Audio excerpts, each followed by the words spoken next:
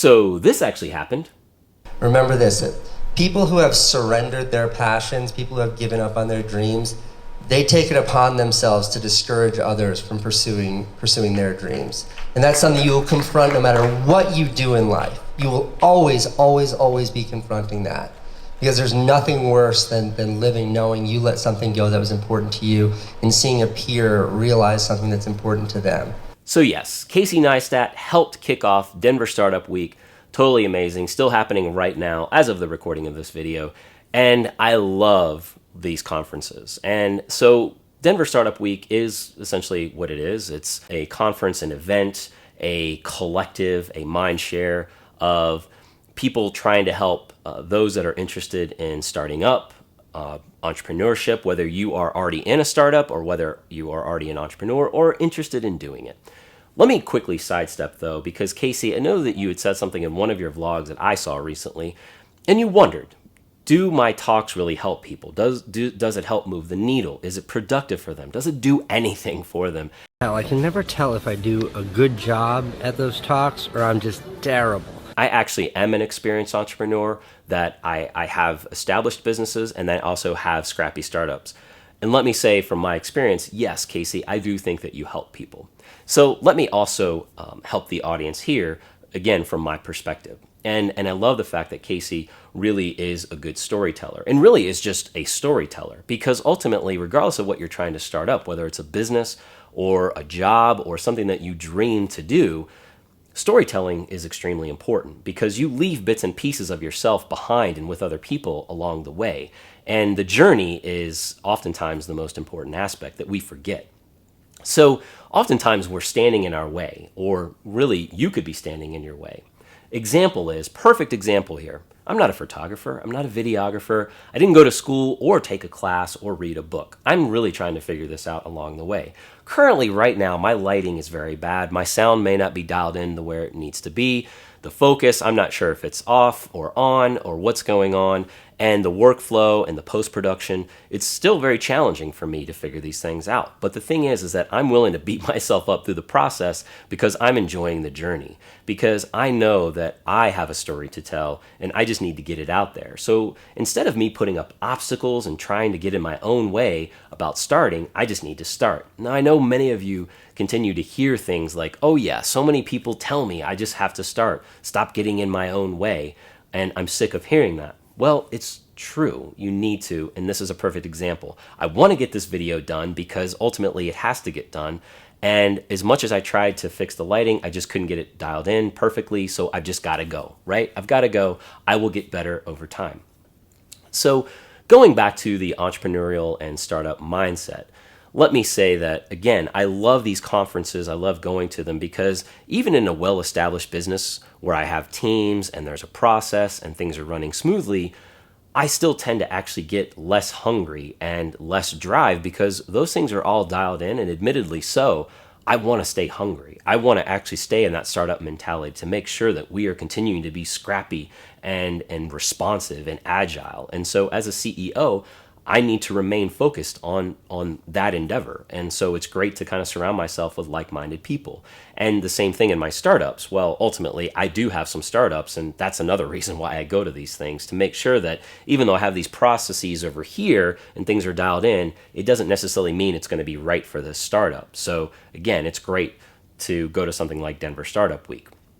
Now, as far as the storytelling is concerned, you do leave bits and pieces with people along the way on your journey. And I think you need to enjoy the journey. I think you need to be able to have something. It puts things in perspective when you can actually look back, even look sideways or at that very moment and see where it is that you've come from and hopefully have a bit of a direction in where you're going, and stop putting up hurdles in front of yourselves. Because here's the thing, there are going to be so many people out there right now that are going to try to tear you down because they may be deflated emotionally. They may be paralyzed because they made some decisions, or a decision or several decisions along the way that has caused them to just eat a hole inside of them. So they may be trying to attack you in some way on social or like in person. And what I mean by that is that there are people out there that will continue to try to tear you down.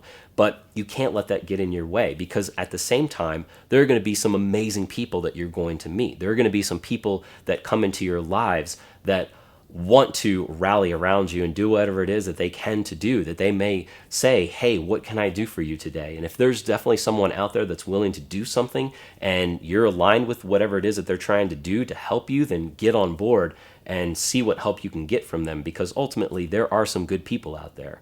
But going back to the fight, there are people that will try to tear things down for you. And so it's already bad enough that we tear our own stuff down because we're our own worst critic, but there will be people that do that. And it's truly unfortunate.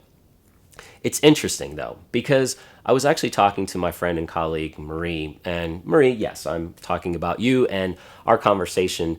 And I think we've actually talked about what it is that has given me that grit, that confidence, that bravado, because I definitely did not start out that way. I definitely did not begin my life, coming out like ready to just rule the world and conquer all.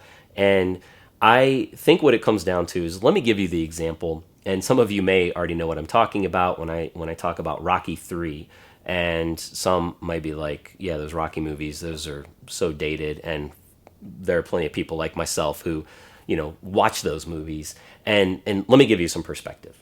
Having to fight for everything, just about everything. And I mean securities. I mean, we're talking about, food or clothing, or, having a roof over our head, or just to kind of make, to get an inch, just to get something, just to get a scrap of something.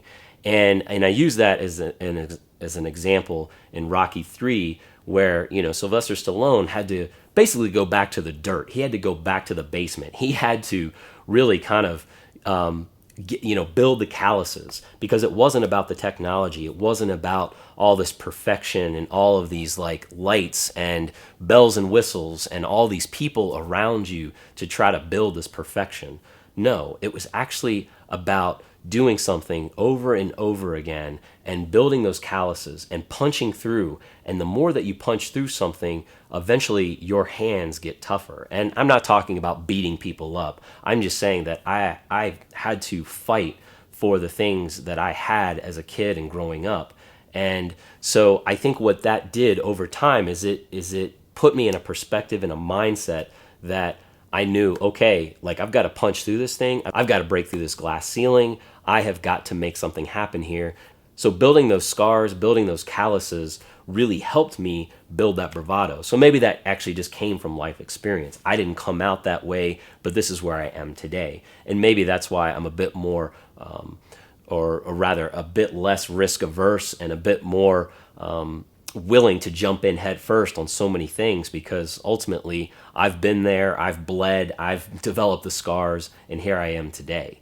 So I guess that's the point, is that if there's something that you want to do, if there's something that drives you, if there's something that you get inspired to do, and you attend a conference, you meet a person, there's a life-changing event that puts the wind at your back and is trying to help you launch, whatever that is, take advantage of that. But ultimately, when the wind is at your face and the life-changing event is against you, and when that person is against you, or that conference wasn't what you thought it was, continue to dig deep here, continue to dig deep, so that you can continue to persevere and punch through whatever glass ceiling that is, or whatever obstacle that is put up in front of you. Because ultimately, you won't start unless you fight, unless you actually get into a mindset knowing that day after day, it will be hard. But ultimately, when it's hard, it actually means something. It actually means more to you than just having stuff handed to you. Now, along the way, there will be opportunities and there will be situations